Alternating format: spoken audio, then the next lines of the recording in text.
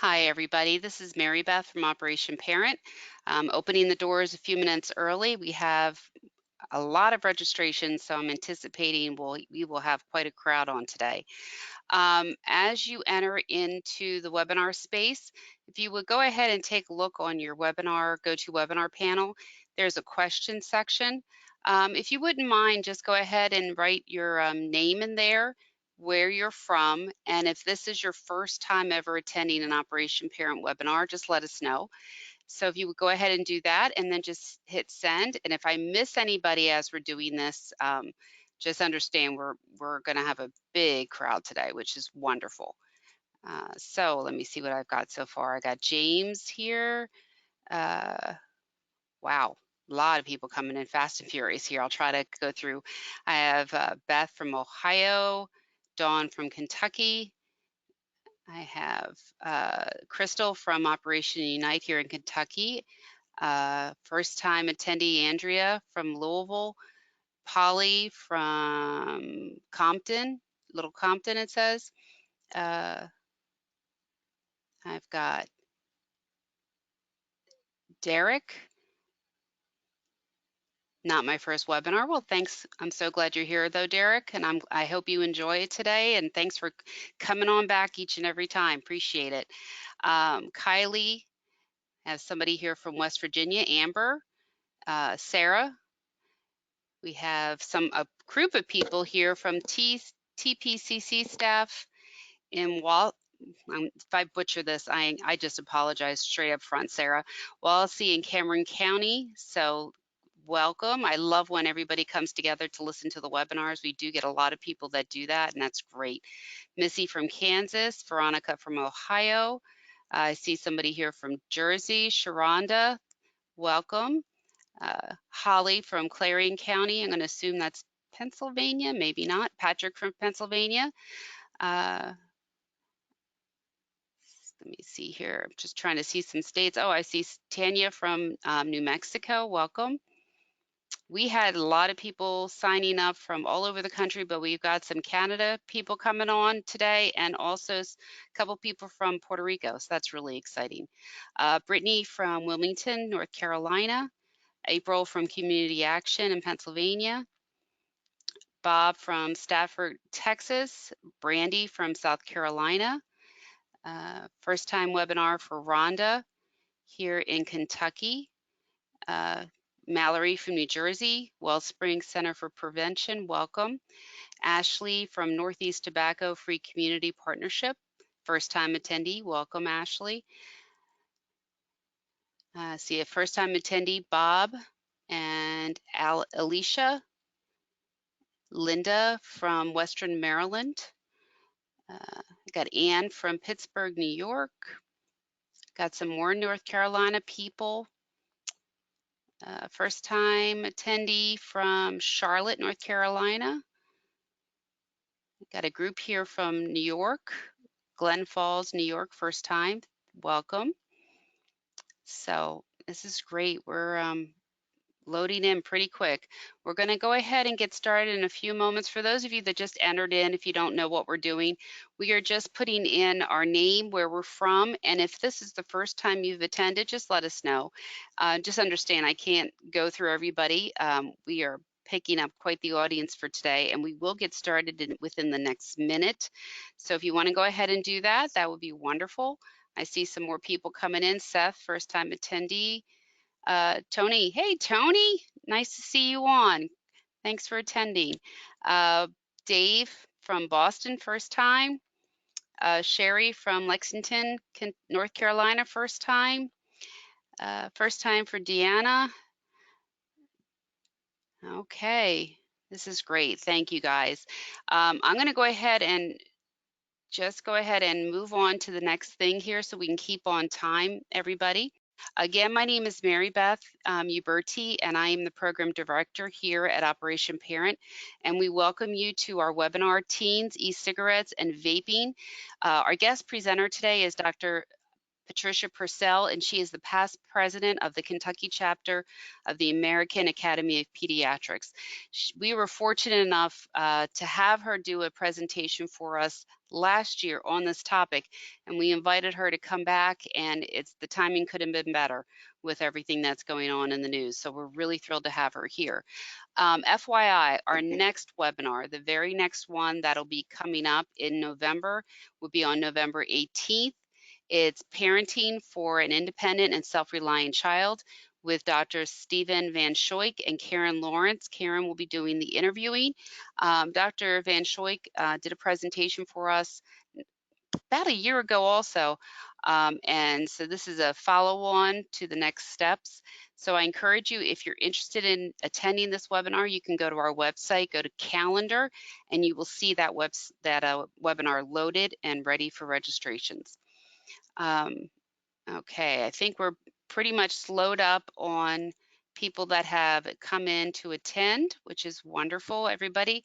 So with that, I'm going to turn this over to my colleague, Michelle Massey, who's going to go over the GoToWebinar features, and then she will hand it off to Dr. Purcell. FYI, we will be staying on probably past the 3 o'clock hour to get as many questions in as we can. We will stop no matter what at 3:15. At 3:15, if there are any questions that have not been addressed, we will send them to Dr. Purcell, and she is kind enough to say that she will answer you directly. So with that, I will turn it over to Michelle. Good afternoon, everyone. Mary Beth and I would like to just give a huge thank you to all of our returning Drug-Free Coalition members who keep coming back month after month to view our webinars and the content that we're putting together. We appreciate that, and it adds a lot of value to the work that we're doing here. We'd also love to give a shout out to the states that have large contingencies on this particular webinar: North Carolina, Ohio, and Illinois. Thank you so much for coming in large groups. And we're also excited about a few newcomers that we have today from the Philippines, Canada, and Puerto Rico. So just before we get into the content, I'm just going to go over a few features for the GoToWebinar panel so you know how to use the system today if you're new with us. First, on your webinar control panel, you're going to see an orange arrow. This arrow allows you to open and minimize the control panel. If you wish to view your screen without that control panel, just click on the orange tab and minimize it. We're going to utilize the question feature today. Just so you know, all of our attendees are going to be muted during the presentation. However, we really love hearing from you via the question section. That's about halfway down the control panel. You will send both questions and comments here. There are 3 panels there. The top panel shows you any questions you've already posted. Below that is another light blue panel where you can type your questions and send them directly and privately to us. You can send your questions anytime during this live webinar. We're expecting a lot of questions. The last webinar that Dr. Pat Purcell did with us, we received a lot of questions. So just so you know, if for some reason we don't get to all the questions live, we will follow up with answers to those questions. So what I'm saying is we might go over the 60-minute mark with the question and answer section. We know based on your schedule, you may not be able to stay for the entire time. But you will receive the recording with those questions on it later. We've got some awesome handouts lined up for you today. You're going to get a handout with today's PowerPoint presentation. You've got another handout that has an electronic cigarette infograph on it. Also an e-cig parent tip sheet that will help you with the conversation with your teen. There's a Tobacco 21 fact sheet. So there's a lot going on with legislation right now, and that helps get you in on the key issues. And then at Operation Parent, we also designed a handout that's got some helpful websites that you can do some further research with. Just double click on the handouts to begin the download process. The handouts will only be available to you while we're in session. Once the webinar has ended, you will not be able to download the handouts from this location. However, about an hour prior to this webinar, you should have received an email containing the handouts. So if you don't download the handouts now, please check your email. We had several registrations come in right before we started the webinar, and we've tried to continue sending you the handouts via your email. So just check there and let us know if you didn't get them. There's going to be a short survey sent to you directly after the webinar. It'll take you just about 2 minutes to complete, but the feedback is so valuable as we continue our work here. We're recording the presentation, and the recording link will be included in our follow-up email, which will be sent to you tomorrow afternoon around 3. Also in the follow-up email, for those who are attending this live webinar, you will have an attached certificate of attendance. Now it is my distinct pleasure to turn it over to Dr. Pat Purcell. She's a brilliant woman who is just passionate about public health and teen health, and I'm really excited for you to learn more with us about e-cigarettes. Good afternoon. This is Dr. Purcell, and I wanted to give you a little background on how I became involved with this. As the president of the Kentucky chapter of the AAP, 2 years ago, we were awarded a grant from the National AAP headquarters to look at prevention with adolescents, what we could do to better their health, and we chose to focus on e-cigarettes. One can appreciate at the same time we were focusing on e-cigarettes, there was a huge, rapid epidemic that has occurred with the utilization of e-cigarettes. So it has been, as Michelle said, it has been my passion to try to get as much information out as possible on e-cigarettes, because I do feel the more information that we have available as caregivers of adolescents, as parents, as coaches, whoever comes in contact with adolescents, the more knowledge we have on e-cigarettes, the better able we're going to be to combat it. So I do want to give a thanks to Operation Parent for allowing me the opportunity to speak to you all today. I'd also like to give a word of thanks to the Academy of Pediatrics, and specifically the Julius B. Richmond Center of Excellence. At the end of the presentation, I will have a link that will be available for you all to look at, and it is an excellent source of information. There are handouts available if you want to teach, if you want to create your own teaching webinar, if you want to just have handouts to pass out to parents, to students. It can all be found at the Julius B. Richmond Center. So if you look at the current, this is a Louisville headline. I find that when I read the paper, whether it's a national paper or whether it is a local paper like the Courier Journal, there's going to be an article on e-cigarettes. There's going to be an article on vaping, on the companies that manufacture these products. This article actually looked at Kentucky specifically. It was done by Foundation for a Healthy Kentucky. And what they found in Kentucky, when they looked at 6th graders, 10th graders, and 12th graders, the rate of e-cigarette use had actually doubled. And so it goes on. If we look at a national level, this was from the New York Times, and what they looked at and talked about was Marlboro maker Altria has recently bought a stake in the Juul company. They paid $12.8 billion for a 35% stake in Juul. So one can appreciate that a cigarette manufacturer coupling with an e-cigarette manufacturer is rather frightening. If we look at electronic cigarettes, and again, that's going to be any electronic nicotine delivery system, we call them ENDS. It is the most common tobacco product that is used by youth today. If we look, it's 1 in 5 high school students and 1 in 20 middle school students. The current data that was just published probably a week or two ago looked at about 28% of high schoolers admit, and remember that's admit, to utilizing e-cigarettes within the past 30 days. So I think we're going to see the numbers continuing to climb, unfortunately, until we can try to better stop it. So we'll discuss today teen tobacco use. I'd like to help you identify some e-cigarettes and vaping devices because I think that's important to know what they look like and how they work. We're going to look at the prevalence and the health effects that are associated with the risks associated with utilizing electronic nicotine delivery systems. I think it's important to look at teen nicotine addiction and why teens are so vulnerable to this, and then strategies for the prevention. But it's safer than smoking is that unfortunately what has happened through the years, and it's probably within the last 3 to 5 years, as e-cigarette use has taken off, adolescents do not recognize the risks that are associated with it.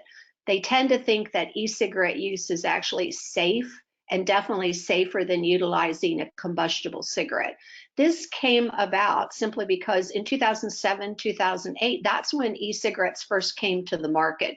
And they were initially created as a mechanism for someone who was smoking a combustible cigarette, i.e. heating up tobacco and then getting the tar effect also, to be able to transition to a product that still delivered the nicotine but didn't give the tar and the other harmful chemicals. So again, the thought process from the manufacturers have been that this is something that they've used as a marketing tool, that it is safe, i.e. safer, and that is not the case. But unfortunately, that's the message that our adolescents are hearing. So what are the harms that are associated with e-cigarettes? What are the risks? Well, if you look at, as I said, smoked tobacco, e-cigarettes are less harmful because there's not tar that's produced, and there's variable levels of nicotine in these products. But if you look at it in relationship to no tobacco use, no e-cigarette use, or to nicotine replacement, you're looking at the lung function that we're starting to see. It has been in the news in terms of these adolescents as well as adults that have been significantly affected with pulmonary disease, acute events requiring prolonged hospitalizations and prolonged recoveries.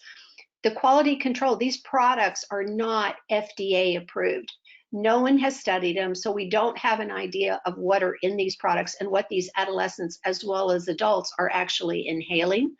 If you look at the health hazards that occur with what we call bystanders, so someone next to someone who's actually vaping, it is an aerosol. So the difference is that a vapor is something that disintegrates in the air. Aerosol is in droplets in the air. So the aerosol can actually drop on individuals that are surrounding the person that is actually vaping. It can drop on small children, dogs, your couch, anything like that. The safety of these flavor components when they're inhaled, we really don't know what occurs when they are chemically changed and someone inhales them. And it is important to point out that this renormalizes the whole smoking thought process. Combustible cigarette advertising has not been allowed since the 1970s.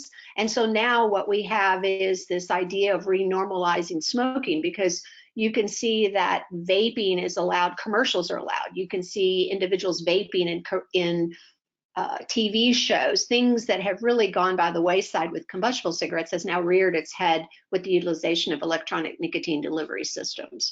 And then the most important thing that we must not lose sight of is that this puts our adolescents at risk for nicotine addiction, especially at a time when we know they're so vulnerable. So again, users are at risk of nicotine addiction, and again, especially teens.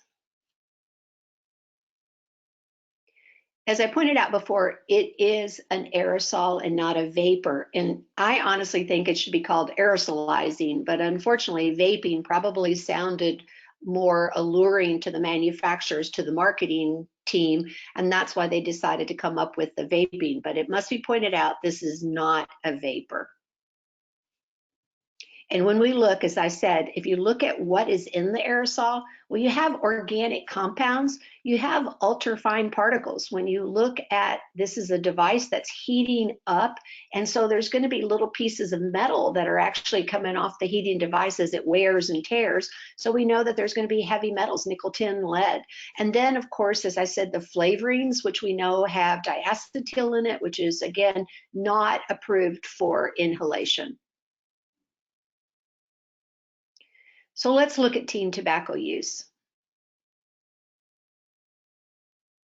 Tobacco use is a pediatric disease. This was stated by David Kessler, and this was the commissioner of the FDA in 1995. And he said it should be considered a pediatric disease. Now, again, this was 1995, and this was the smoking of combustible cigarettes. Well, why do we say it's a pediatric disease? Because most tobacco users actually start before the age of 21. In fact, 95% of adult smokers started before the age of 21. 80% started before the age of 18. So if a person makes it to the age of 21, the risk of them being a smoker of a combustible cigarette is almost next to nothing. Now, unfortunately, e-cigarettes, vaping devices are upending our previous thought process. This was, I think, important to point out. This was a seminal study that was done in 2017. And what they looked at were adolescents, and specifically adolescents, that had either used some sort of vaping product within a period of time, or adolescents who had never used an e-cigarette device, or of course smoked a cigarette. So in the two groups, when they looked at the individuals that had actually, the adolescents that had used an e-cigarette device, they found that 4 times greater risk these adolescents had of going on to smoke a combustible cigarette. So again, 4 times greater risk. So there's substantial evidence now that e-cigarette use increases the risk of ever using a combustible tobacco product, youth as well as young adults. It's not the only risk that's associated with the utilization of e-cigarettes. Remember, this is the device, some of them have lithium batteries, the larger ones, the second and third generation e-cigarette devices. These things can start on fire in your pocket, they can explode. We are seeing different individuals harmed, not by just the inhalation, by having the product on them in and of itself. So if we look at burns, there was a marked increase of burns associated with the utilization of e-cigarette devices, i.e. having them in your pocket or your backpack.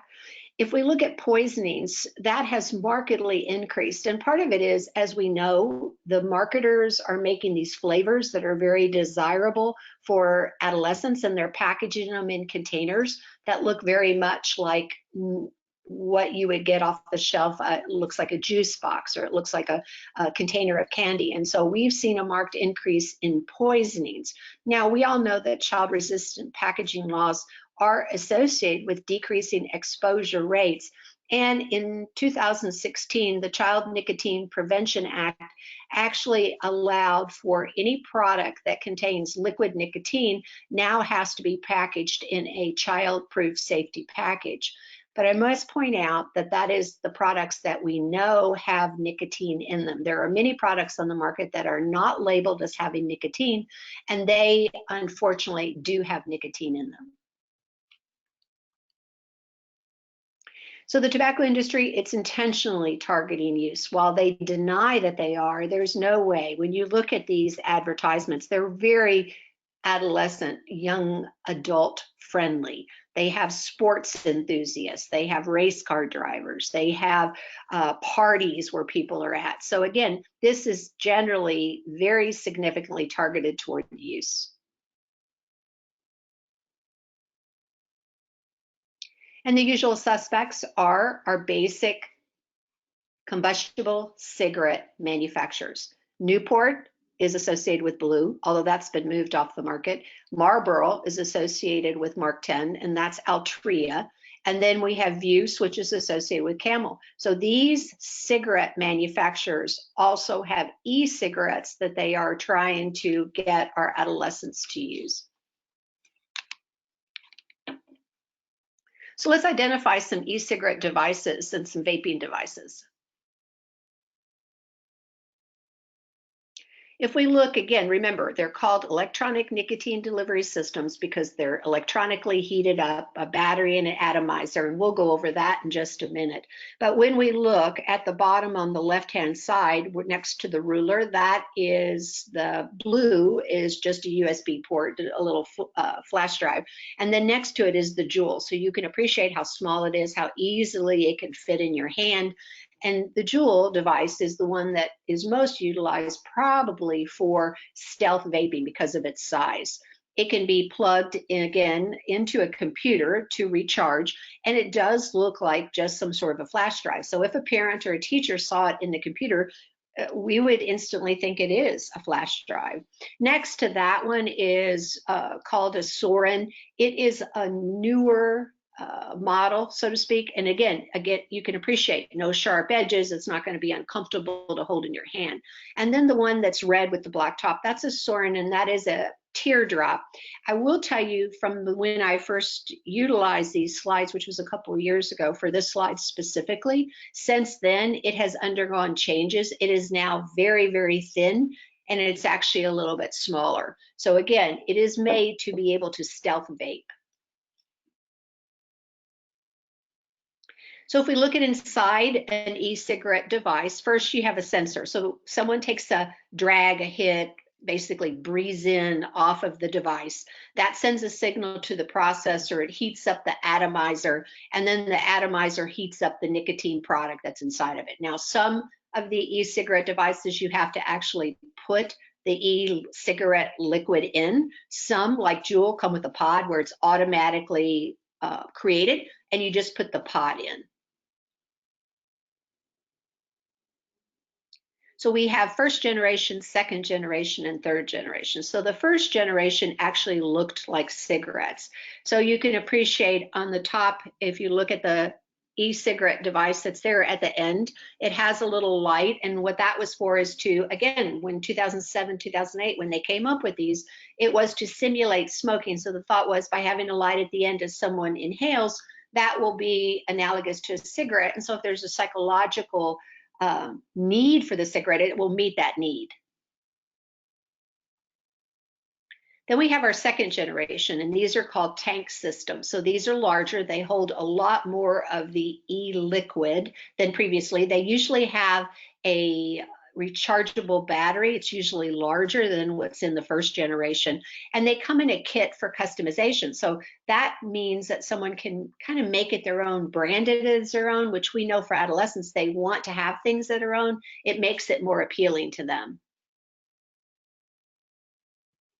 And then the third generation are called mods. So basically a modification device. And that's the Apollo, the Henley, the Volcano.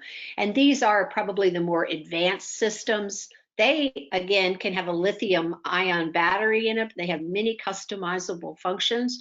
If you look at first generation in comparison to third generation, so first generation, which you wouldn't really consider a Juul a first generation except in how it is made, it has very little plume, and plume is the name that e-cigarette users give to the smoke that's given off. So they have very little plume, the first generation. The second have more. The third generations are the ones that have a large plume with it, and that's very desirable for some adolescents and for some adults. There are actually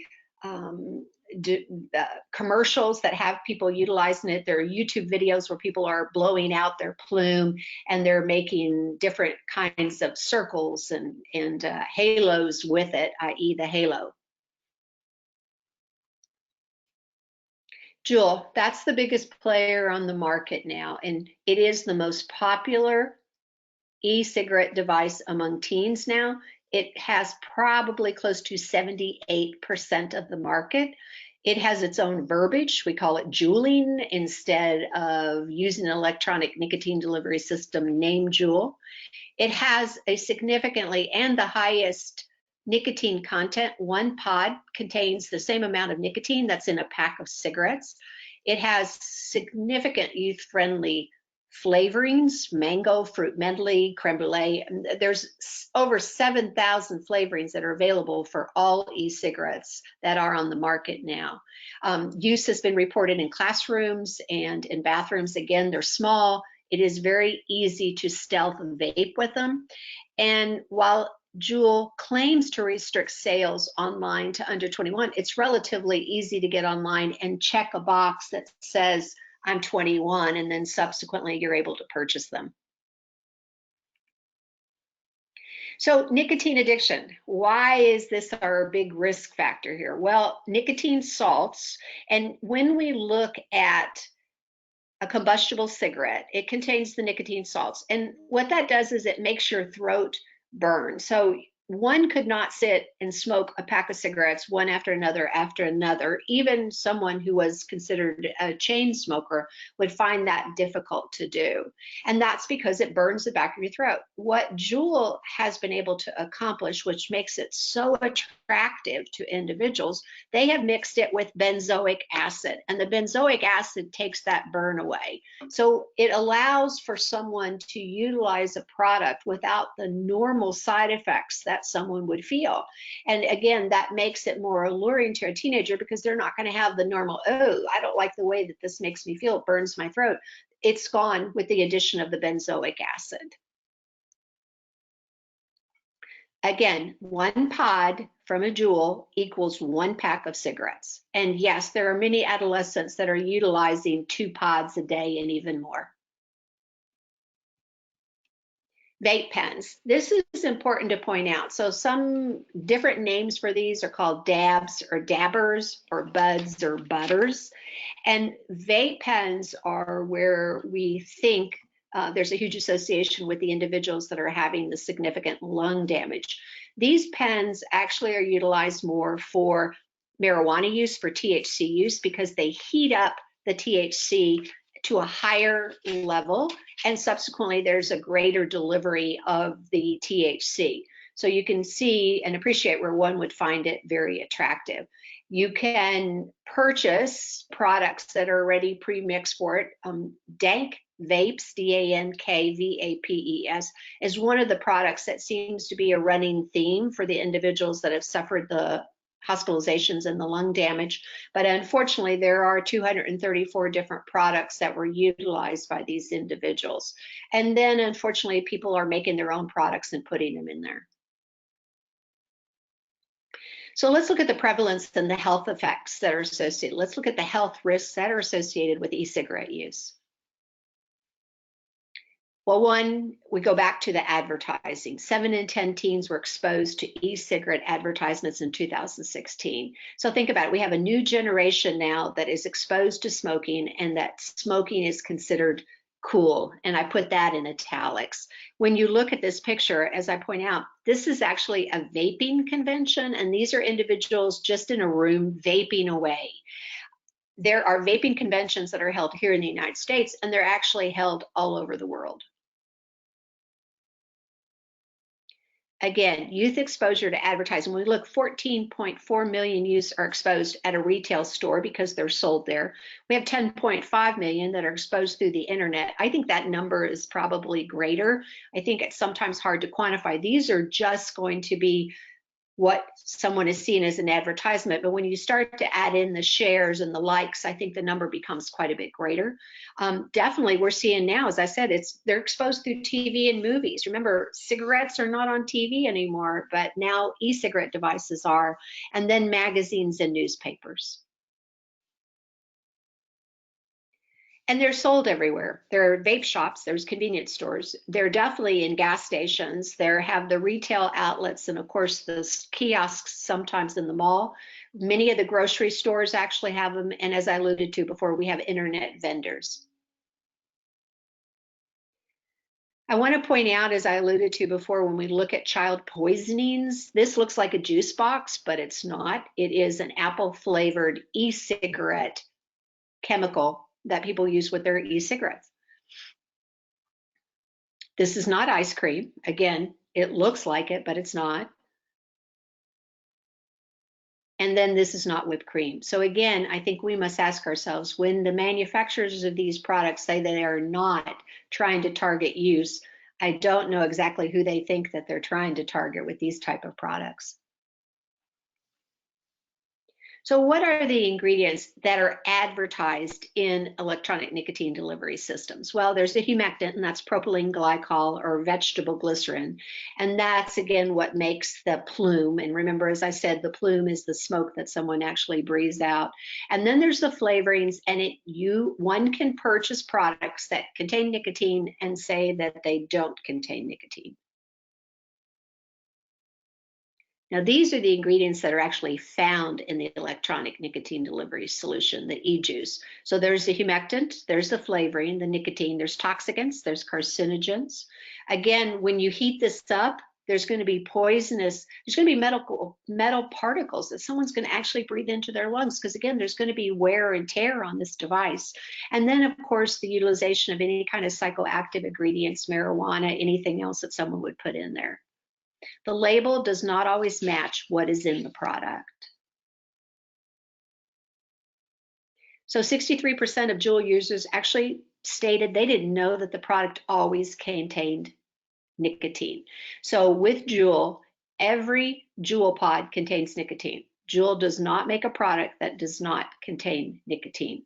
A study that was just published last year looked at adolescents in the 12 to 21 year range, and they divided them up into adolescents who smoked e-cigarettes with nicotine, adolescents who smoked e-cigarettes who said they never smoked nicotine, and then they looked at marijuana users. And what they found is 40% of the adolescents who used e-cigarette vaping products that did not contain nicotine, stated it did not, they actually had nicotine in their system. They measured the cotinine, which is a byproduct of nicotine in these adolescents' urine, and they found again 40% actually were vaping products that had nicotine in it, although they were not advertised as having that. So propylene glycol has been improved for ingestion, but not for inhalation. So propylene glycol is a preservative. It's utilized in cookies and cake mixes and products that you just buy at the grocery store. And again, it has not been approved for inhalation.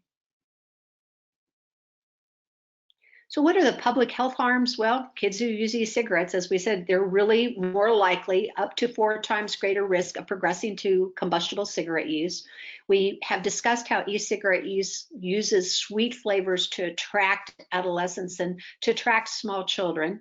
And again, it renormalizes the smoking. And as I said before, TV ads for the first time since 1971, we're starting to see these ads now for these products. Let's understand teen nicotine addiction. Why are they at such risk at this stage of their growth? Well, first we must understand teen brain development. So you have your adult brain and your teen brain. The adult brain, the frontal lobes, that's where most of the activity occurs, and that's where our reasoning, our planning, our thinking occurs. So that's in a mature brain. If we look at an adolescent, most of their activity occurs in the center, in the amygdala area, and so you're going to have that's more of the pleasure, the reward center. So again, think about it. Adolescents really are more into what gives them pleasure, and so they're going to utilize a product like a Juul, like some other electronic nicotine delivery system, because of the pleasure that they obtain from it. And then let's look at the why is the addiction so significant? Well, again, the brain develops, we know now, probably till 21 to maybe 23 years of age. And so that means they have less ability, adolescents, to make decisions, to control their impulses. Someone gives them something, they just take a hit off of it. And then they're sensation seeking. They, again, want to try new things. They're very experimental, as we know, anyone who works with adolescents. And then, unfortunately, they succumb to peer pressure. We know that the adolescent brain is uniquely vulnerable to addiction.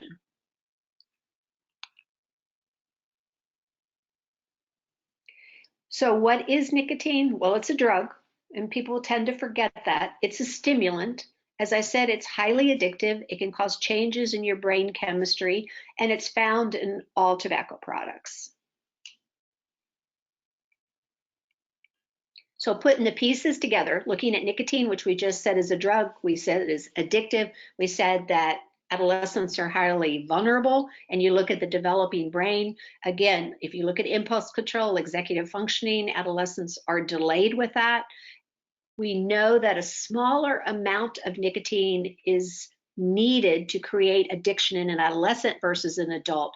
And that goes back to, if someone can make it to age 21 without ever smoking cigarettes, they're probably not going to. And then when we see this early addiction with either cigarettes or now with combustible cigarettes, we're looking at earlier addiction. We're looking at, again, the earlier progression to smoking, and it is harder for these adolescents to be able to quit. So why do teens use e-cigarettes? Well, most of the studies have looked at curiosity, of course, but flavoring definitely is capturing them. Social reasons, if an adolescent maybe is having and experiencing some anxiety or some depression, or again, because of peer pressure, they want to fit in, they're going to capitulate and utilize these products. And then it's important that we point out the perception of health. Again, adolescents, for some reason, because of the marketing that has occurred, tend to think that e-cigarettes are safe to use. And again, we need to dispel that myth.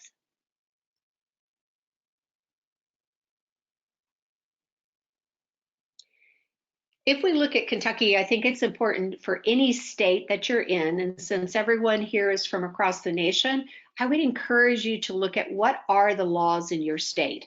Now, remember, having laws does not always mean that they are enforced. In fact, when you look at this, possession, use of vapor products or alternative nicotine products by persons under age 18 are prohibited. When was the last time we know an adolescent got charged with having a vaping product? So it is difficult to enforce some of these laws, but I think it's important to at least know what they are. We can use it as a tactic when we speak to our adolescents. Know the law in your state. This is actually, and it was updated in December. So if you look at the publichealthlawcenter.org sites, you can actually put in your state and it will tell you what the laws are specifically for your state. So this is a very quick and easy way to get a little bit more information. And did your state make the grade? So the American Lung Association actually, for every state, and again, you can get on their site and you can look to see where your state falls. So this is just for Kentucky. If we look at where we fared, according to the American Lung Association, in terms of smoking cessation, offering ways to prevent smoking, offering resources, well, in tobacco prevention and cessation funding, Kentucky scores an F. Smoke-free air, we're an F. Tobacco taxes were a C, but access to cessation services and then embracing the Tobacco 21, we're all an F. So again, we are not the only state that is in this predicament. I encourage you to look at your own state. Again, use it as a teaching tactic. If we look at the FDA regulation of e-cigarettes, the FDA is actually trying to play catch up, and people, I don't think, realize it. Again, none of the products on the market at this time, there is no FDA authorized or approved electronic nicotine delivery system in the United States. In August 2016, the FDA did issue what they call the deeming rule, where e-cigarette were put under the umbrella of a tobacco product in sisterhood, brotherhood with combustible cigarettes. Unfortunately, though, it has not been mandated, or I should say, the manufacturers have not given the FDA the ingredient list. They've not given any study data that they have. They have until May 2020 to come up with that. And then subsequently, the FDA hopefully will be able to look at it in a more regulatory fashion. But again, this is necessary for improved quality control, to have some sort of production standards if people are going to use it to try to switch. Again, we want to have no sales under 18 years of age. And then we really have to have healthy warnings on it so that these adolescents know that these products are not healthy, they are not safe. The CDC, for the first time, in the FDA, they issued an e-cigarette warning, and that's simply because of the epidemic that's occurred and the risk associated with it. E-cigarette products should not be used by youth, young adults, pregnant women, as well as adults who do not currently use tobacco products. So they are really coming down in terms of offering advice. People should just not use these products. So how can you get involved? Well, honestly, it is a time commitment, definitely, but it's actually relatively, I don't want to say easy, but you can find a really good cornucopia of resources. So you can, as I alluded to before, the Julius B. Richmond Center, they actually have a they have an e-cigarette presentation kit that's available that you can download. It is non-proprietary. You don't have to pay any money for it. You can download it. I will tell you also, Stanford University in California has a wonderful, wonderful e-cigarette presentation toolkit. Again, it's non-proprietary, so anyone can use it. And what's really nice about theirs, they give you the information. So as a presenter, you don't have to look all this up. They tell you, if you're going to present about this, this is what you need to talk about. So they make it so much easier for someone to be able to speak to adolescents that maybe has limited knowledge in the utilization of e-cigarettes and these products.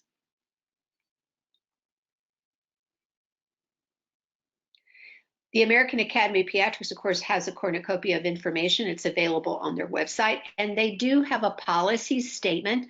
Now, I will tell you, some of the information in it is medicinal, it's medical, but I do feel that if you are committed enough to be part of this presentation, to listen, that means that you are truly interested in helping teens. And I suspect that you'll be able to read this and understand it. So I would encourage you to look to download this and see if you can find some additional glimmer of knowledge. And then the Tobacco 21, that is the push now to raise the utilization of tobacco products, any tobacco product, to the age of 21. So we're looking at putting e-cigarettes, again, because of the 2016, deeming rule. So e-cigarettes would fall underneath these auspices. So this is a statewide push. It's coming from the federal level, and we will see if this will be able to come to fruition. The FDA has the Real Cost FDA's, it's award-winning prevention campaign, and it educates youth about the dangers of e-cigarettes. Again, this is available on the FDA website. You can actually download this information and you can utilize it. I will tell you that just recently the FDA looked at the numbers, and they feel that they've got good documentation that by showing these posters, these brochures, this information to adolescents, they've been able to make a budge and decrease the amount of adolescents that are participating in electronic nicotine delivery systems. CVS, believe it or not, our corner drugstore, has a Catch My Breath, and it has a prevention program. And as we know, they are one of the first to have stopped selling these kind of products in their drugstore. If you look at national resources, you've got the Academy of Pediatrics, as I said, the Richmond Center, also healthychildren.org. That is a byproduct of the American Academy of Pediatrics. It is an excellent resource. It has handouts that you can use to talk to adolescents. You can keep them in your offices. You can keep them in any kind of a meeting environment that you have. They have handouts for parents, and these are educational. And again, they're free for you to download and to be able to look at. If you look at Kentucky resources, and again, I recognize that this is from all over the state, all over the United States that people are participating, but the Kentucky AAP chapter has information available. And every state across the United States, including Puerto Rico and actually Canada, they have an offshoot of the American Academy of Pediatrics. So I would encourage you to look at your state's website to see if there's additional information, or to contact the president of the state's chapter to see if they have information for you. Norton Healthcare, which is a hospital here in the Louisville area, actually offers a smoking program. And then quitnowkentucky.org, that is actually a program specifically for Kentucky. And just within the last 3 to 4 months, they have taken the age down to 12 where someone can participate. Again, I would encourage you, even if you're from another state, definitely look at what resources are available. The My Life, My Quit is actually coming from a national source. So that would be available, I think, in other states, not just Kentucky. So what can a parent do? Well, definitely talk to your teen. And I recognize that sometimes that's easier said than done. Use open, non-judgmental language. And I do think that this works. You can use by asking whether they've seen e-cigarettes at school or being used by their friends. A perfect example would be if you listen to this webinar, you could go home and say, you know, I just listened to this webinar on e-cigarettes, and I was just frightened by it. What do you know anything about it? Do you know anyone that's using it? Keep it like that. If you go to your teen and say, are you smoking? Are you juuling? Are you vaping? More than likely, they're not going to answer you with the answer that you're expecting or anticipating, and they're not going to be as honest as what they would. But if you say, do you know anyone about it? Well, what do you know about it? You can at least dispel the myths that are associated with it, i.e. that it is safe. And so the first thing one must do, I think, is to speak to your teen about them. Share information. As we said, you all now have some really good resources available to you. Teenagers sometimes question our motives and question our ability to correctly say something. So I think sometimes having, I saw this handout and I just thought you might want to be interested in case any of your friends are using. So again, sometimes they believe information if it's presented in a more factual pattern. I think we should definitely frame addiction as a loss of independence. Again, focus on the vaping and focus on the studies that say there's a 4 times higher risk of someone vaping going on to smoke a combustible cigarette. And definitely talk through some scripts. See if you can say, what would you do if you were offered an e-cigarette, or have you ever been offered a cigarette and what did you do? And then definitely commending them if they were able to say no to it. I would also look to see, why are they doing it? Look at your teen and see, is there something else going on? Are they feeling some anxiety? Are they feeling like they're not fitting in? See if you can look, because that has to be addressed as well as the utilization of the e-cigarettes.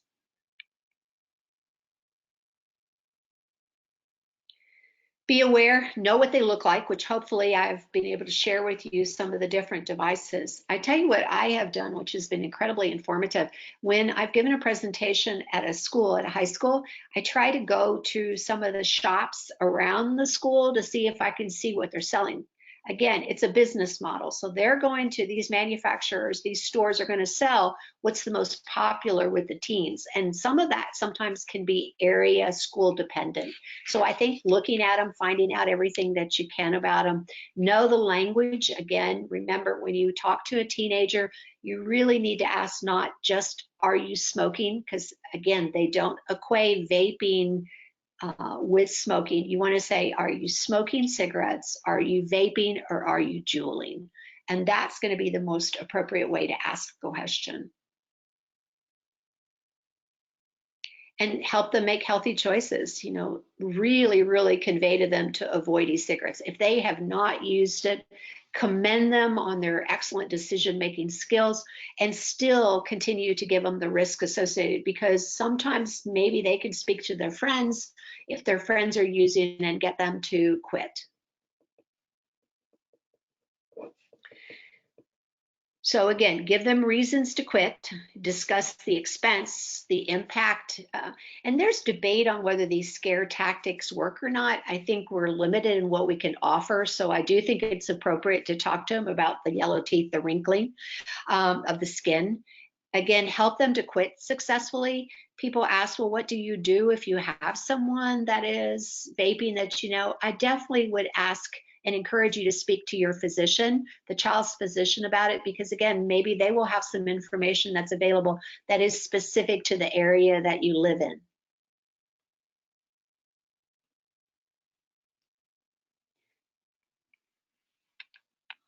Any questions? All right. Thank you, Dr. Purcell. Okay, we're going to open it up for questions. I'm going to go through a few more slides just in relationship to Operation Parent, and then we'll come back to questions. So if you have any questions, go ahead into the questions section and put your question in. For those of you that are new to Operation Parent, I just encourage you to stay informed about the various topics we talk about. We cover anything from the social media world, drugs, alcohol, social mental health, to dating violence, amongst many. So you can follow us on social media, sign up for our e-newsletter. You can do that right on our website. Purchase a parent handbook, host a community presentation. I do go out to schools and businesses and do educational events, or continue to attend our webinars. Just for a reminder, the next webinar is on November 18th, Parenting for an Independent and Self-Reliant Child with Dr. Stephen Van Schoik and Karen Lawrence. We do have parent handbooks. These are our elementary. On the left here is, we have it available in English and Spanish in our Christian edition. And then our high school or middle high school, which goes into 40 topics, very much in depth, trends and misconceptions and warning signs. You can order these on our website.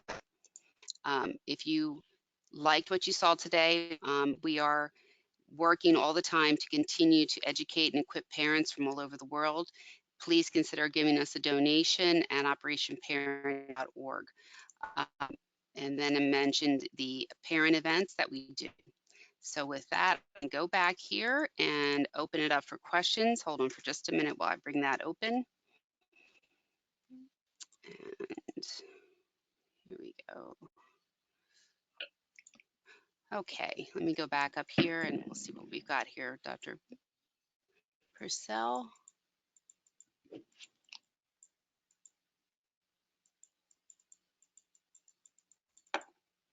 Okay, who do we talk to about co-branding some of these resources? They are great, and I would like to distribute to our parents.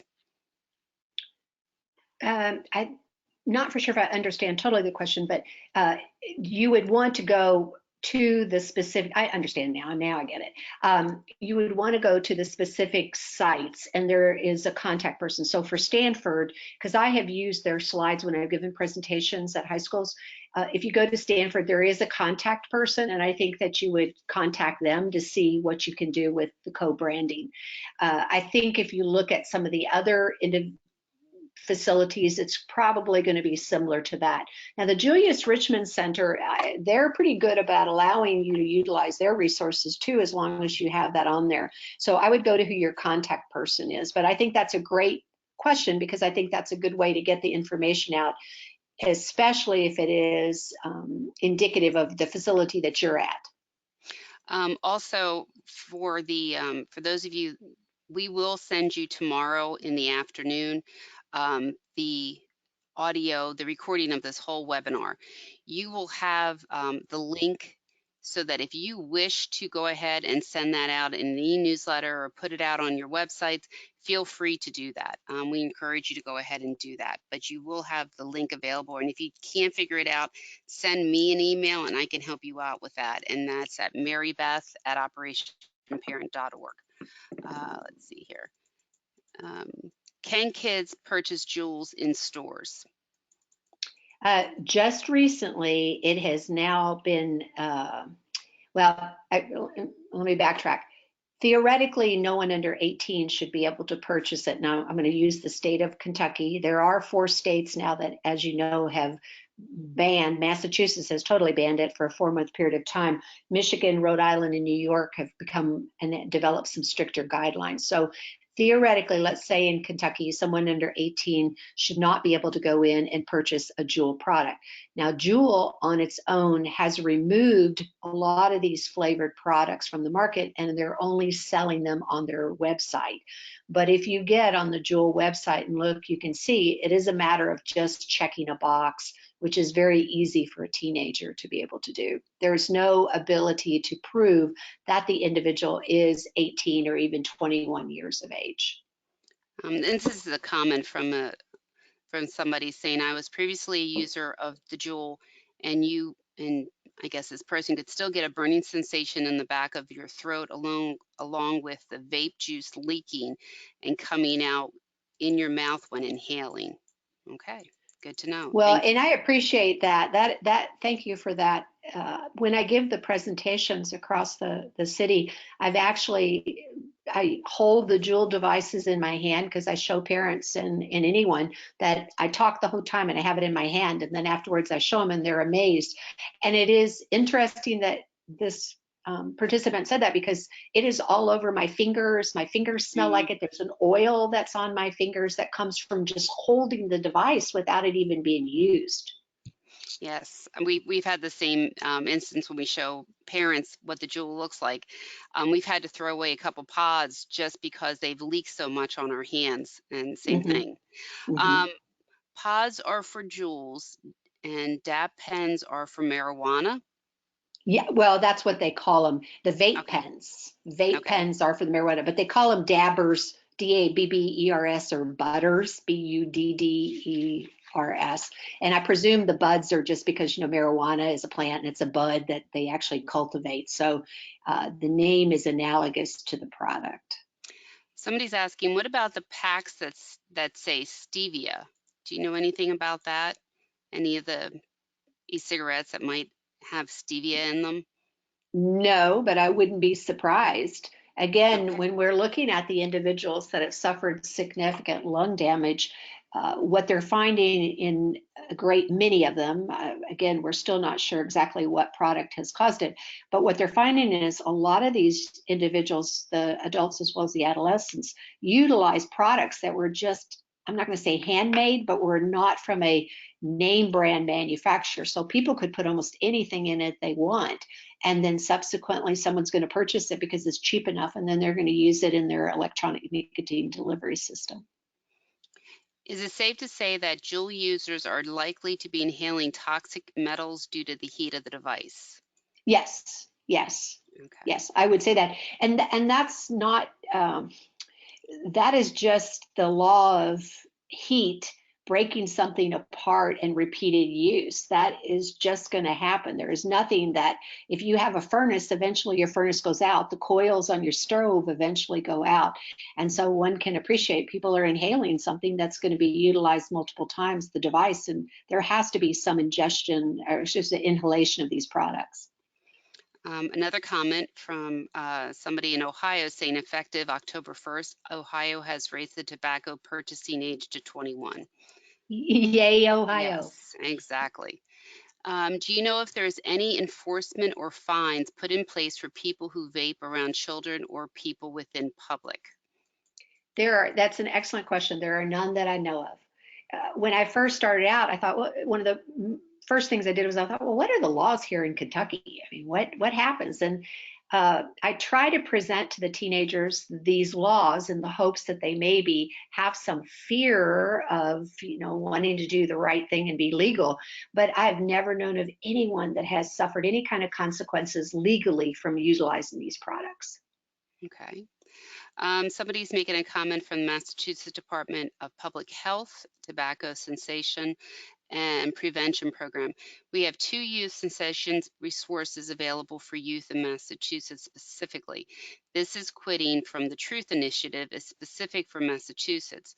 My Life, My Quit is available in Massachusetts and only in a few other states, so it may not be available for everyone on the webinar, unfortunately. What do you know about that? That's exactly correct. That's why when I talked about it, it is, it does have some national realm to it, but it's not available. You're right, in every state. But I do think that possibly, we will first check in to see if it is available in your state, but possibly checking too to see if there's something that's analogous to it in your state. Definitely. And again, Massachusetts just came out with the ban, the 4-month ban. Oh, that's right, they did. Hmm. Um, are there direct studies on e-cigarettes and the side effects such as seizures? There are not. It's a very good point. And that's the hard part when I'm asked anything about e-cigarettes, because they've been on the market a short period of time, and I say short with italics around it. It is very difficult because, again, as I said, the FDA and the CDC, they're playing catch up. So the ability to study what happens and what's going to happen is limited just because of time constraints. Mm, So the adolescents that were having some type of seizure activity, and again, associated, it's not a causal effect, it is associated with it. They've not had the opportunity to study it as robustly as what they want. And I suspect part of that is because now they have, 700 individuals that have had pulmonary damage from it. right. Is there a study that shows probable transition from vaping THC to experimenting with other hardcore drugs? No, not that I know of. Now, we do know that there are studies that have looked at just smoking marijuana, that is probably accepted a little bit on a state-to-state level on the risk associated with it, simply because every state has different thoughts and different laws concerning the utilization of either a medical marijuana or non-medical use of marijuana. Okay. And here's a question. It says, do you have a list of resources, websites that we can use and share with parents? Crystal, I'll answer that. In your handouts, we did provide you a handout with the resources that are in the presentation and a few others. Also, you got in the handouts the slides so you can actually see those same resources. So you should have two places to get them.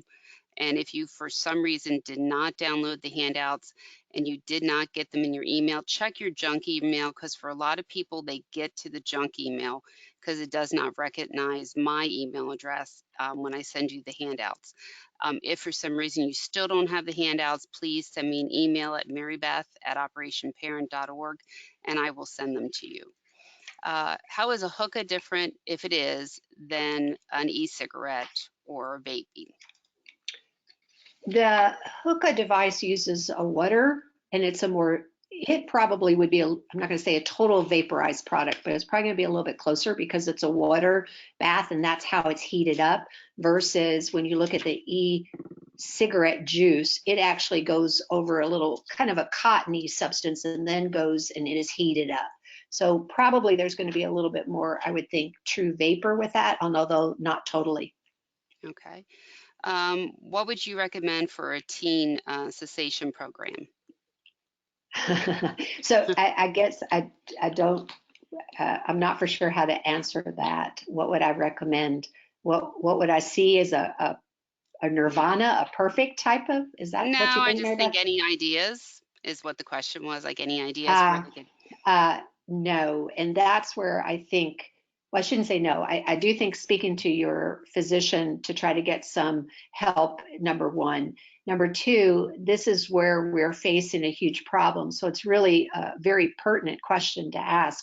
And the problem is that we have limited resources in terms of helping our adolescents that are addicted. Some adolescents that are significantly addicted are actually being treated in a substance abuse program because that's the closest we can come. We've never used nicotine replacement therapy on adolescents. We've not used patches on these young children. So there is definitely some work that needs to be done in terms of treatment options available. Okay. Is the e-cigarette aerosol just as potentially harmful as secondhand smoke? And can a bystander still breathe in the same harmful substances as the user breathes from the device?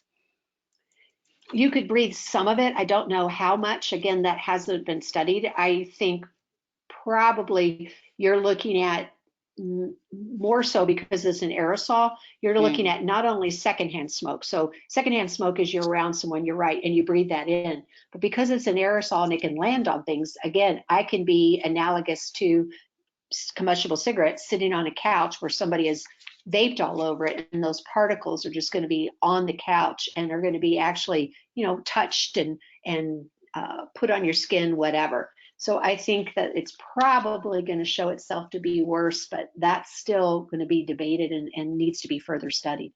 Okay. Got a lot of compliments on the presentation coming through, and we're going to take about 4 more questions. Just for the sake of time, we have gone past the 3 o'clock hour. We will be shutting this down in about 5 more minutes. Any unanswered questions will be sent to Dr. Purcell, and she will answer you directly tomorrow. Okay? We are looking for an online curriculum presentation that the students can go through with up-to-date information on this topic. Any suggestions on this resource? Yes, I would tell you to go to the Stanford University site because they have it. It is geared for students, and as I said, it's geared for teachers. The only thing that they ask is for a small donation, and to utilize those. But you don't have to. They just suggest it, so you can download those, and they're perfectly downloadable and very, very understandable.